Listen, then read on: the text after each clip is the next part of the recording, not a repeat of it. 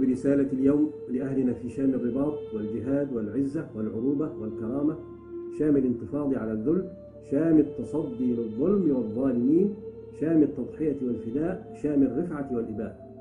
فأقول لهم: سلام عليكم أيها الأحبة الأبطال، سلام عليكم أيها المجاهدون الآمرون بالمعروف والناهون عن المنكر، سلام عليكم أيها المظلومون المقهورون المعذبون. Good afternoon, everybody. Today, the government of Libya announced the death of Muammar Gaddafi. This marks the end of a long and painful chapter for the people of Libya. You have won your revolution, and now we will be a partner as you forge a future that provides dignity, freedom, and opportunity. قولوا له: بل أنت زعيم عصابة المجرمين. قولوا له: لقد مضى عهد الإذلال وولى زمن الخداع. Assad will leave power.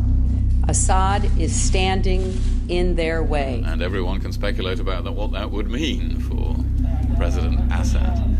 But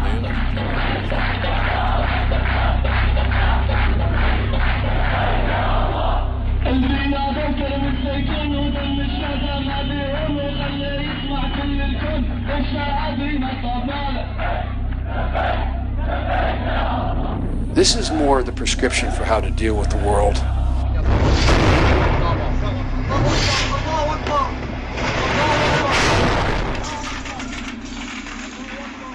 What are the forces at play in the world today? A question that remains unanswered by those entrusted to communicate to us the truth.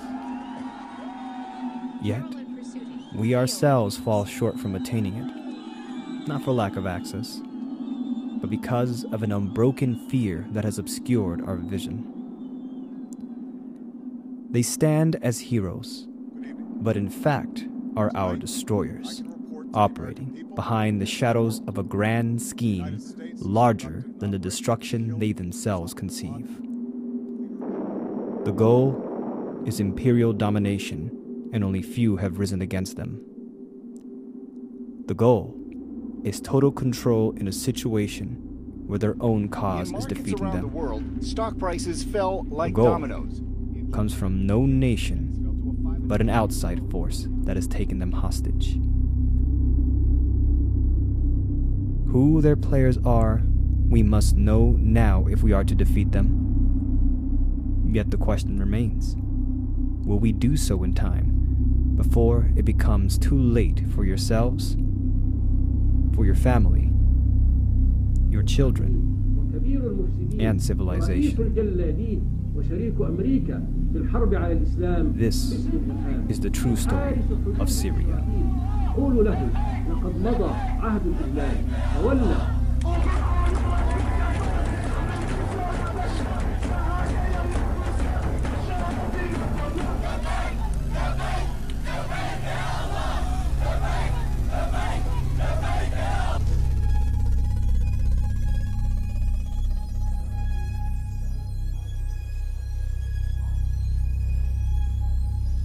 I am personally shocked and horrified by the tragic incident in Hula 2 days ago, which took so many innocent lives, children, women, and men. This was an appalling crime, and the Security Council has rightly condemned it. And I extend my profound condolences. The public mind has been drowned out by shouts from the Western sphere of influence, led by former British Prime Minister Tony Blair's doctrine of responsibility to protect, with complicity from the U.S. governments of George W. Bush, continued by President Barack Obama. Hoisting the flag of humanitarian intervention, the U.S., with obscure evidence provided by Tony Blair's British government in 2003, invaded Iraq.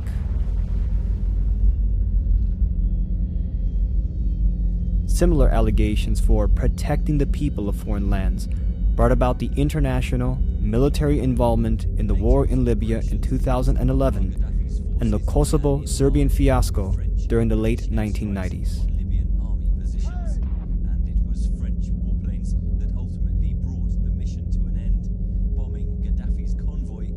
In these cases, under shouts for annihilating a brutal dictatorial regime, which in fact most of them were, false evidence was provided, U.S. constitutional laws violated, all in the name of toppling dictatorial regimes under the auspices of protecting their civilians. And in the circumstances that we faced then, but I think even if you look back now, it was better to deal with this threat, to deal with it, to remove him from office, and I do genuinely believe that the world is safer as a result. I believe he threatened. It is under this scope by which we are to examine what occurred in Hula, Syria, May 25th, 2012. This particular tragedy has again drawn the attention of the world to what is happening in Syria. Для нас совершенно не является главным, кто является во власти в Сирии, какой режим в Сирии. Главное для нас обеспечить прежде всего прекращение любого насилия. But the urgent thing now is to try to get such a political process started under whatever terms can be agreed between Kofi Annan, the Assad regime, the relevant opposition forces in Syria. And that is what we are all united about doing. И когда некоторые наши партнеры, особенно из числа стран, которые расположены ближе к Сирии, чем Россия или Великобритания, начинают говорить, что только смена режима решит проблему, у меня возникает сомнение в искренности их заявлений о том, что они хотят прекратить насилие, помочь прекратить насилие. In the wake of the Hula massacre, Russia, the strongest proponents for carrying out Kofi Annan's six-point peace plan since he was appointed UN Arab League peace envoy to Syria in late February, led a crucial battle during the weekend of the massacre to determine with conclusive evidence what had actually happened in the brutal events of May 25th. Russia called an emergency session of the United Nations Security Council 2 days later on a Sunday afternoon.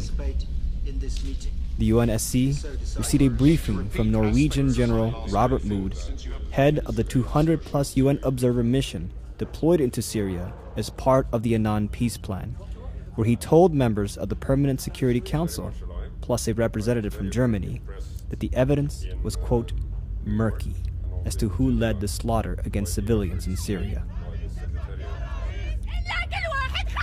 But despite the general's caution that at the moment no conclusion can be made as to who was at fault, and with the Russians and a UNSC letter stating that an investigation is required, not a second passed from the adjournment of the UNSC closed-door meeting before the French, British, and German envoys raced to the microphones in the press area, concluding for the public Assad was undeniably to blame. UN ambassadors went a step further to blame the Syrian government.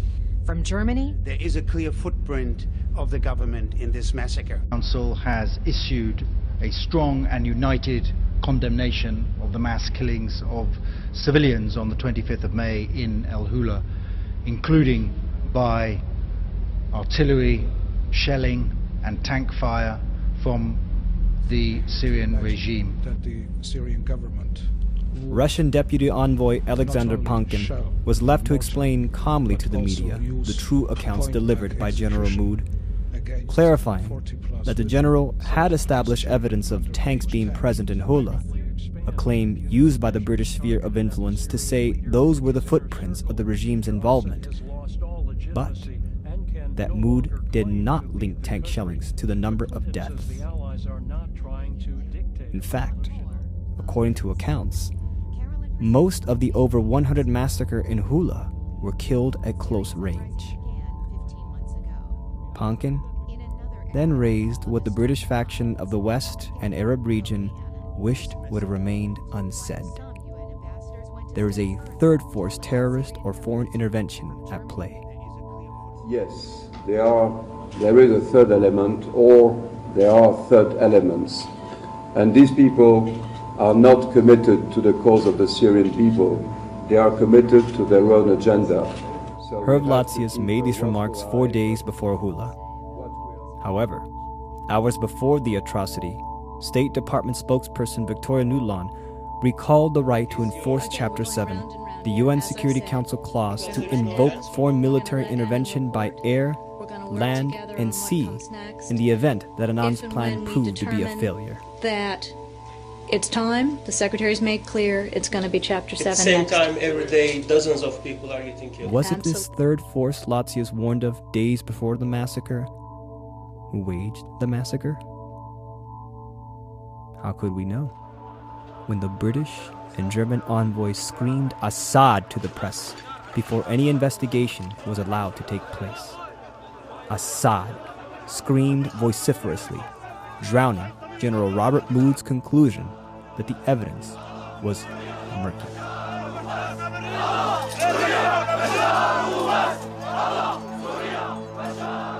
We would do that with our allies, bearing in mind, of course, what can be secured at the UN Security Council and what is practical and effective. So we're not ruling anything out, but a military intervention in Syria, as I've always pointed out, would have to be vastly greater in scale than was the case in Libya. There seems to me to be only one other alternative. Members of the international community are left with the option only of having to consider whether they're prepared to take actions outside of the Annan Plan and the authority of this council.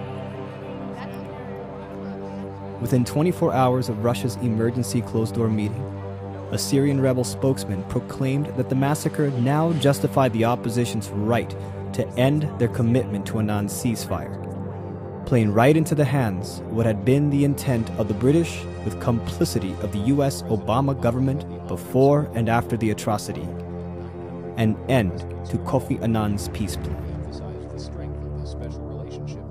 If an investigation would have led to the truth that Bashar al-Assad's regime indeed was to blame for the massacre, no investigation at the time was even allowed to be carried out to discover if it was true. To reaffirm one of the oldest, one of the strongest alliances the world has ever.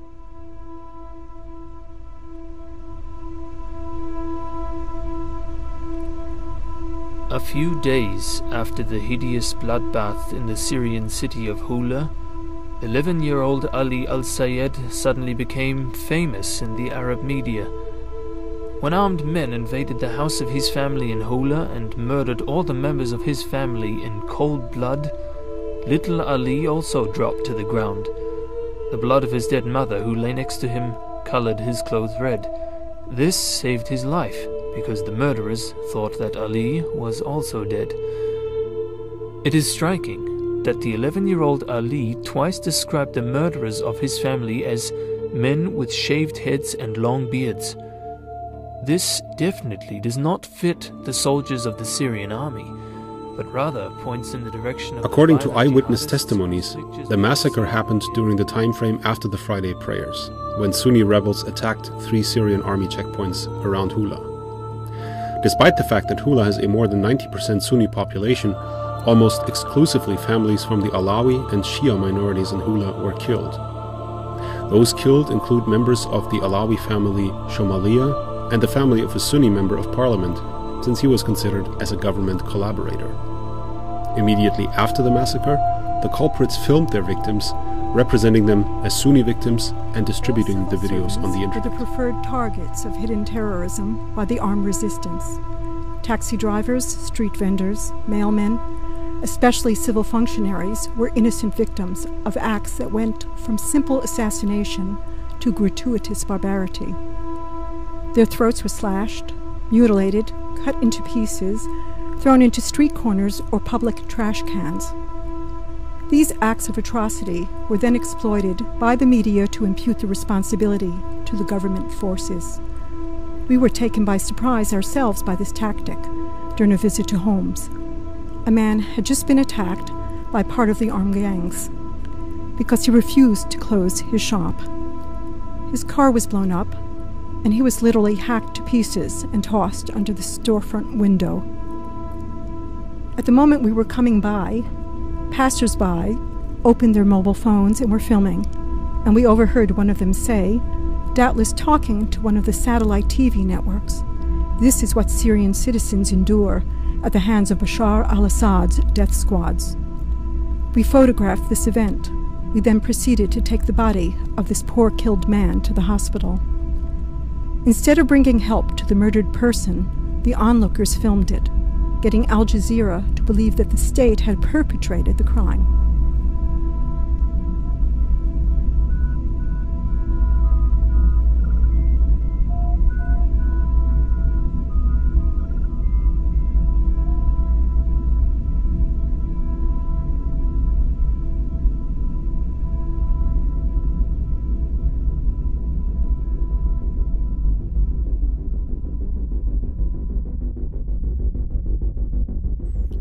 Saudi Arabia and other Persian Gulf monarchies and emirates provide an estimated $500 billion a year to radical Salafi networks, including the various al-Qaeda groupings that are engaged in violent destabilizations, including the ongoing armed rebel operations in Syria. In recent weeks, these funds have facilitated a flow of weapons and paid foreign mercenaries into Syria via bordering countries, including Iraq, Lebanon, and Turkey.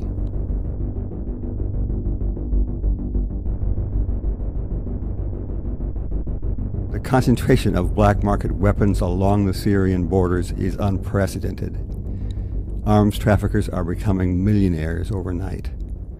Saudi Arabia and other Gulf states are bankrolling the recruitment, arming, and deployment of Sunni mercenaries who are being sent into Syria to fight against the Assad government and the Syrian security forces. Experts have little confidence the Arab League and United Nations peace plan initiated by Special Envoy Kofi Annan will actually result in a It was on February 2012 that Kofi Annan was appointed UN Arab League Special Envoy to Syria in an attempt to stop the violence. A month later, his 6-point peace plan was submitted to the United Nations, traveling on the 24th of March to Moscow to secure strong Russian support for the effort. Point 2 of the plan, before any other steps could take place, demanded a ceasefire on the part of both the opposition fighters and the Syrian regime. But Kofi Annan should have been told, you are dealing with a third element, not two. A third force, void of national loyalty, distilled from 3 key players: Saudi Arabia, the UK, and the United States. The Annan plan isn't failing. It is under attack. When you see a lot of money in Syria, then I believe that Saudis. تشهده سوريا الآن أساسا هو مشروعا أمنيا عسكريا، يعني بمعنى أدوات عسكرية بطابع أمني. أدوات عسكرية بطابع أمني، يعني كل هذا الطيف الذي تشهده سوريا هو أدوات عسكرية لكنه بطابع أمني استخباراتي. هذا نظام ما بيهمه لا العالم ولا أي شيء، يعني الموضوع أكبر من موضوع النظام. ليه؟ لأنه النظام مدعوم أصلا دوليا ومدعوم من قبل إسرائيل أصلا. We are completely against arming the uprising, as well as we are against foreign intervention. We declared that very clear, very loud.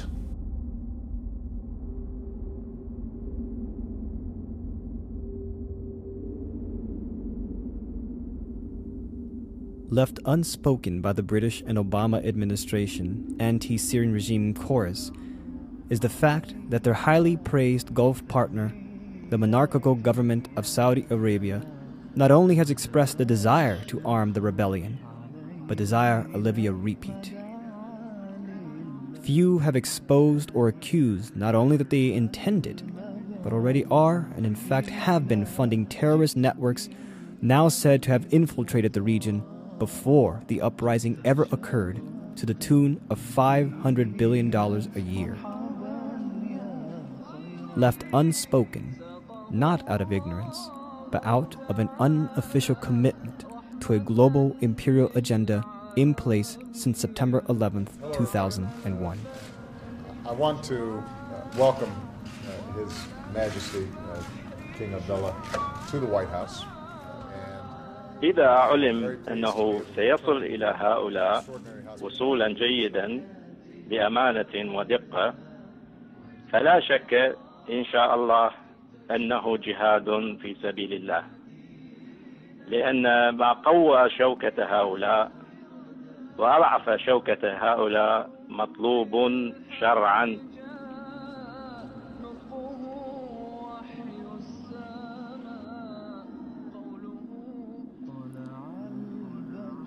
During the uprising, Saudi Arabia and the Gulf neighbors said to be hiring mercenaries to operate in Syria have since established refugee camps within Turkey's borders. Through their Islamic Relief Agency and with Saudi Army medical staff, they have been operating these camps with assistance by Turkish authorities.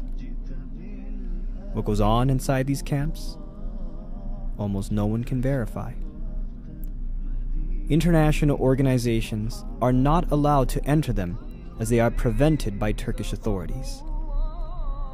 The argument is that the refugees are not under refugee status. They are guests, and therefore not covered by international refugee conventions. What goes on within these camps, therefore, is the business of the Saudis, some Turks, their guests. No one else.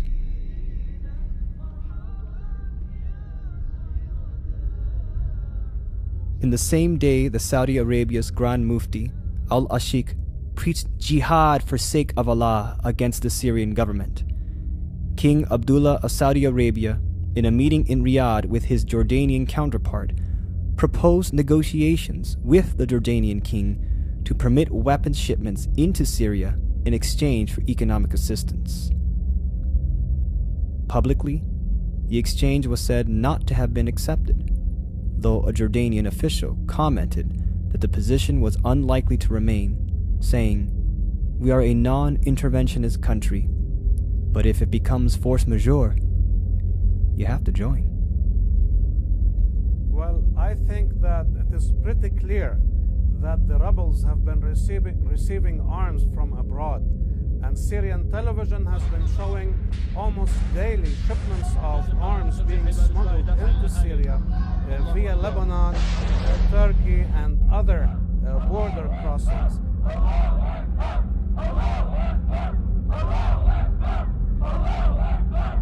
نحن منذ البداية رفضنا التدخل في الشأن الداخلي لسوريا، لأن التدخل السوري والتدخل الخارجي في الشؤون السورية لن يخدم سوريا لا حكومة ولا شعبا. التدخل الخارجي سيزيد من تعقيد الأزمة، لذلك قلنا أن الحوار هو الحل الوحيد كمخرج للأزمة السورية. نحن عندما رأينا موقف روسيا كان موقفا حكيما، موقف الصين، لأن فعلا التدخل الخارجي، ولنا أمثلة كثيرة في المنطقة، عندنا أمثلة كثيرة في إلى أين أدى التدخل الخارجي العسكري في شؤون دول؟ هل أدى إلى الاستقرار؟ هل لغاية الآن في أفغانستان بعد مرور أكثر من 10 سنوات هل استتب الاستقرار والأمن في أفغانستان؟ أبدا. لنرى ما يجري في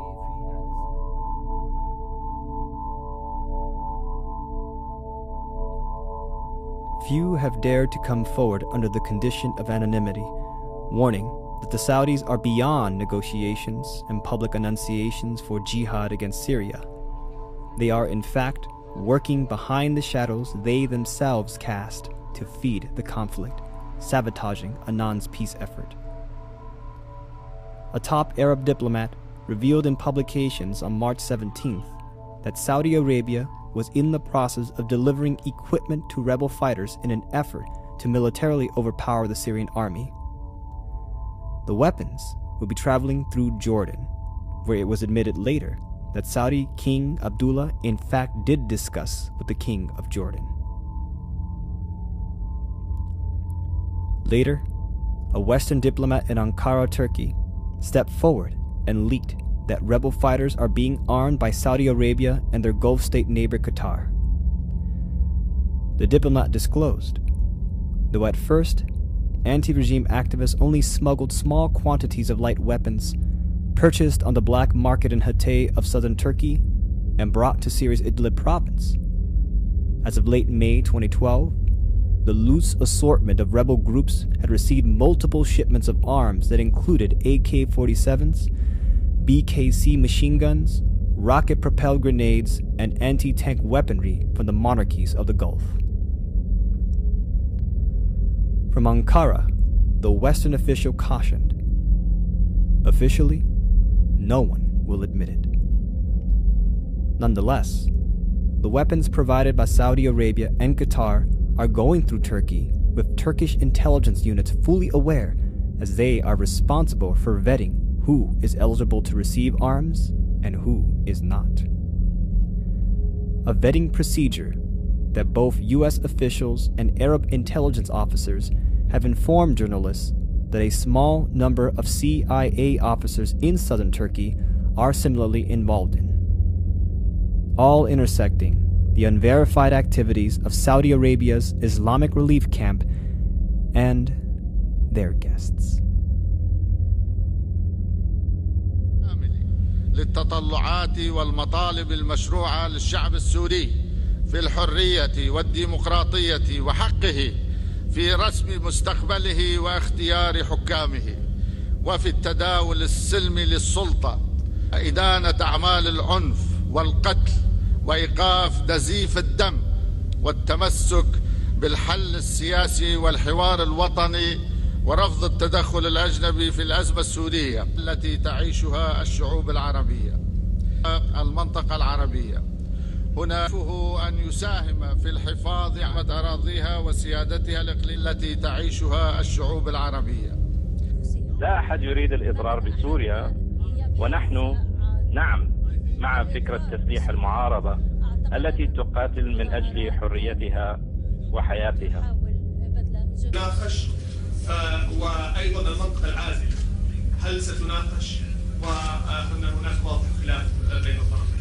احنا تبغى تدخل بيننا خلاف وما في خلاف، هذا شيء ثاني. بس قلنا يعني الدول النقاط الأربعة ايش بتقول؟ ايش بتقول النقاط الأربعة؟ اللي هي إيصال مساعدات ودعم غير مسلم، الدعم غير ليثل.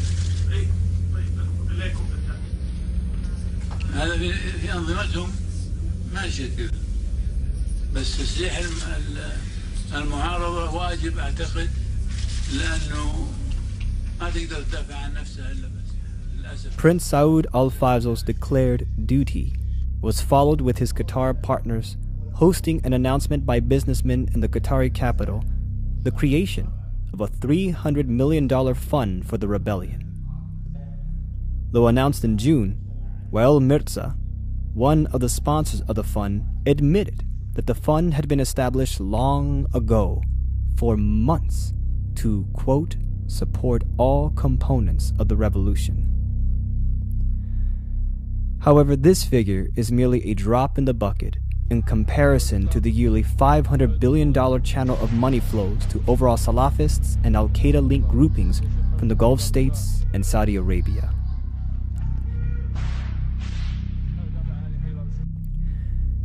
It is within this backdrop that Syrian expert in strategic affairs, Salim Harba, disclosed that the arrests of 700 gunmen in Bab al-Amr in early March were composed of gunmen from the Gulf states, Iraq, Lebanon, with Qatari intelligence agents among them. Salim said these men were stripped of weapons made in Europe, America, and Israel, including Israeli grenades, night binoculars, and communication systems. 60,000 rounds of ammunition were also confiscated in Lebanon around the same period, found hidden within 2 vehicles on board an Italian container ship. Intercepted in the Mediterranean Sea, like the seizure in Bab al-Amr, officials found rocket-propelled grenades and heavy-caliber ammunition. It's time for that regime to move on, and it is time to stop the killing of Syrian citizens by their own government. Permanent members of the Security Council using their veto when people are being murdered, it is just despicable. And I ask, whose side are they on? They are clearly not on the side of the Syrian people.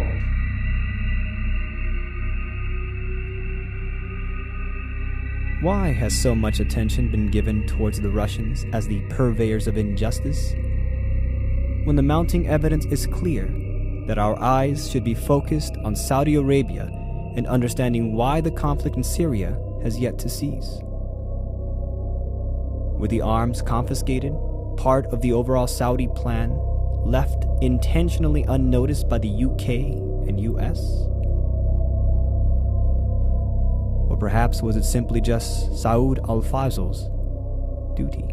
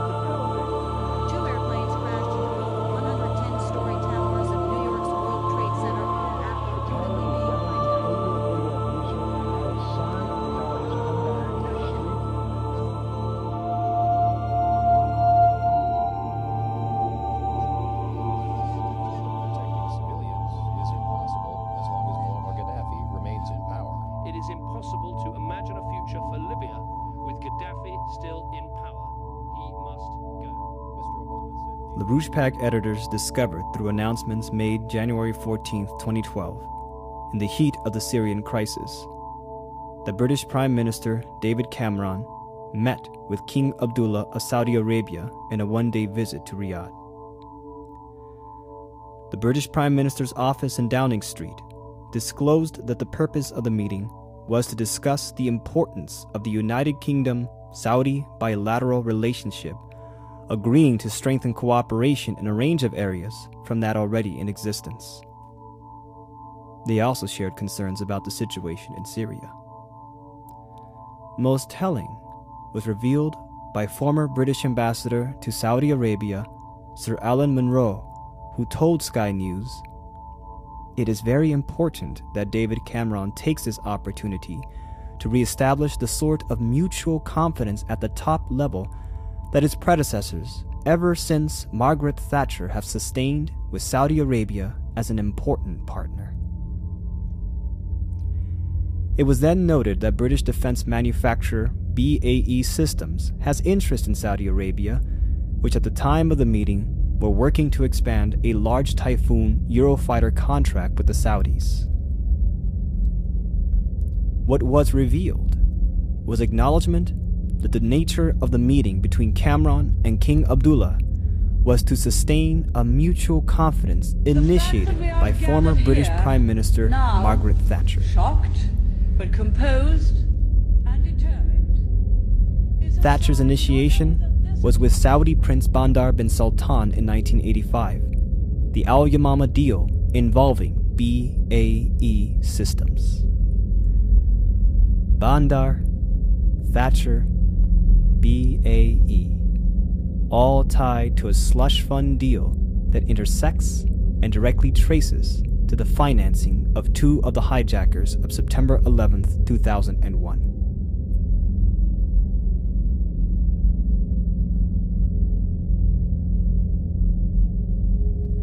Nawaf al-Hazmi and Khalid al-Madar were two of the 5 terrorists who hijacked American Airlines Flight 77, crashing it into the Pentagon.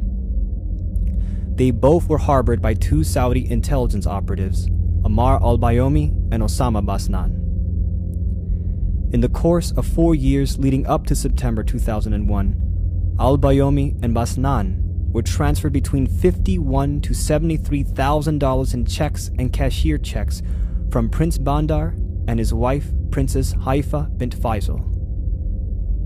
Haifa transferred the money to the wife of Osama Basnan, then by procedure transferred the money to the bank account of Ammar al-Bayoumi, deposited by his wife Majida Dwight.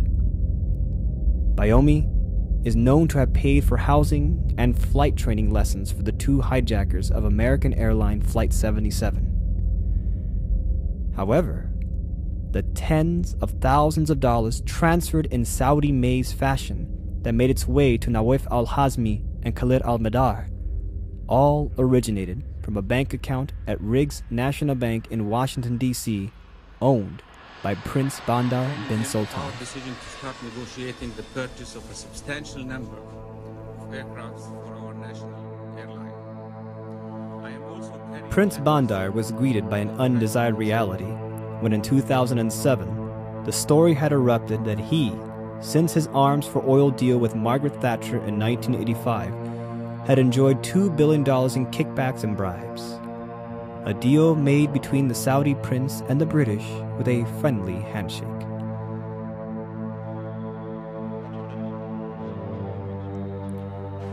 However, the overall Al Yamama deal for BAE weapons in exchange for Saudi oil during the 22-year span between 1985 and 2007 shored up $80 billion to $100 billion that was never accounted for. Money from the Al Yamama deal has been traced to clandestine operations, to arms purchased from Egypt and sent to the beginning stages of Al-Qaeda, the Mujahideen.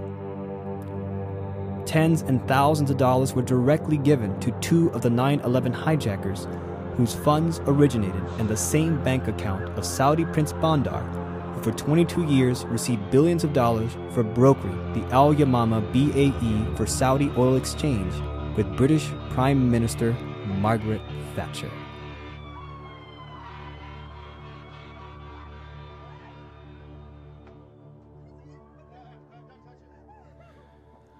Two weeks before the 9/11 hijackings, a wealthy Saudi family who had been in contact with Mohammed Atta and other of the 9/11 hijackers abruptly fled from their luxury home near Sarasota, Florida.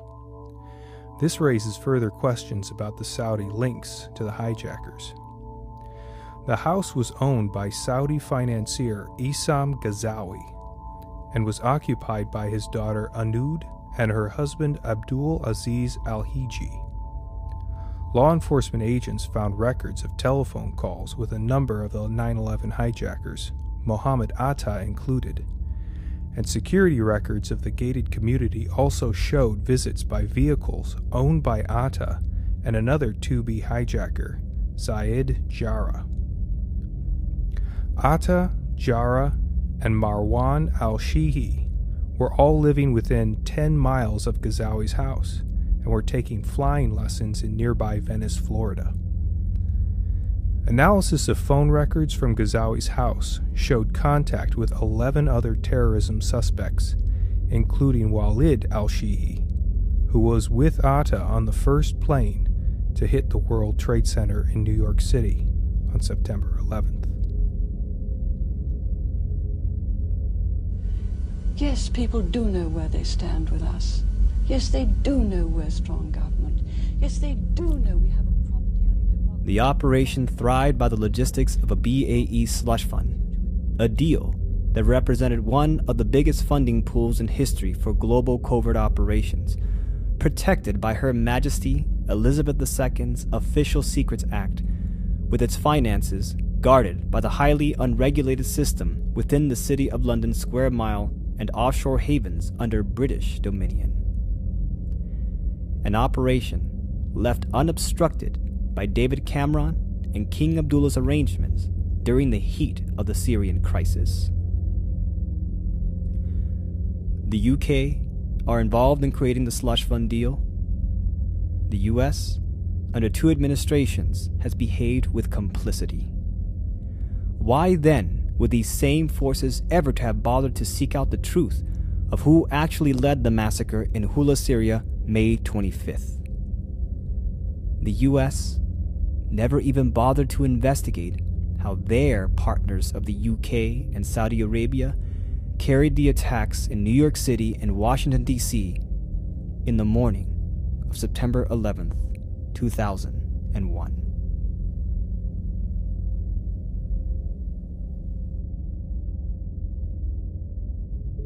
يضم مجموعة من اللصوص السراق الذين ينهبون ثروات سوريا وخيراتها بالحديد والنار.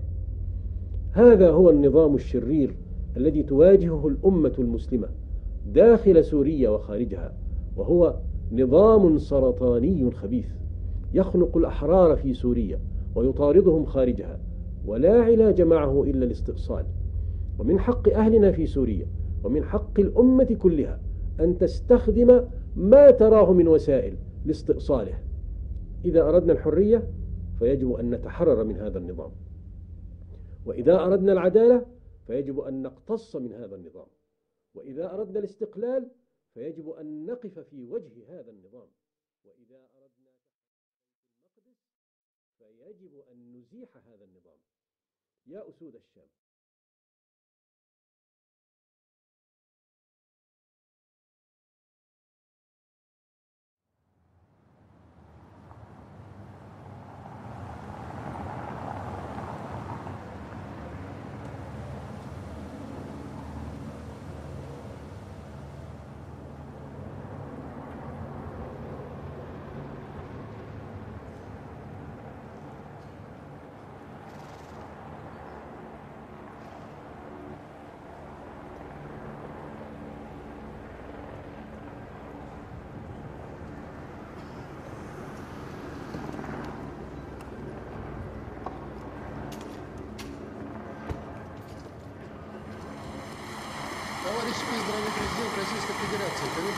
Президент Российской Федерации Владимир Владимирович Путин.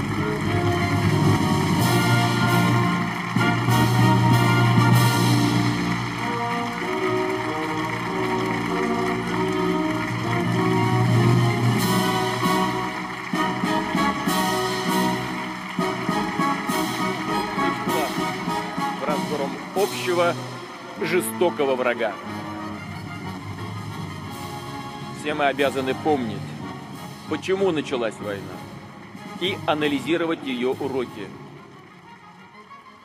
Ведь они по-прежнему актуальны.